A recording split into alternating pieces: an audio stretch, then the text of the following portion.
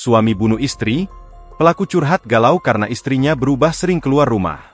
Cekcok berujung maut dialami pasangan suami istri di sebuah rumah di Jalan Puri Kembangan, Kedoya Selatan, Kebon Jeruk, Jakarta Barat pada Selasa, 23 September 2025. Pelaku bernama Wisman, menghabisi nyawa istrinya yakni Mariah, 48, di saat anak mereka sedang bekerja.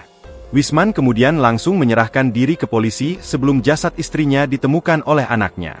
Korban pertama kali ditemukan oleh anak laki-lakinya yang pulang dari tempat kerja, karena dihubungi oleh rekan ibunya bahwa ibunya tak bisa dihubungi.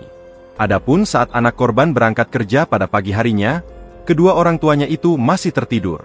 Ganda mengatakan, berdasarkan pemeriksaan terhadap pelaku, korban tewas karena dicekik menggunakan tali tas. Saat ini jenazah korban telah dibawa ke RS Polri untuk proses autopsi guna mengetahui penyebab pasti terkait kematiannya. Sementara itu, terkait motif pembunuhan diduga pelaku sakit hati karena menuding istrinya berselingkuh. Tetangga sekitar pun mengungkap perilaku dari pelaku yang sampai tega menghabisi istrinya sendiri. Sumarni, salah satu tetangga menceritakan bahwa Wisman sempat beberapa kali mengutarakan perasaannya yang gelisah karena merasa istrinya berubah.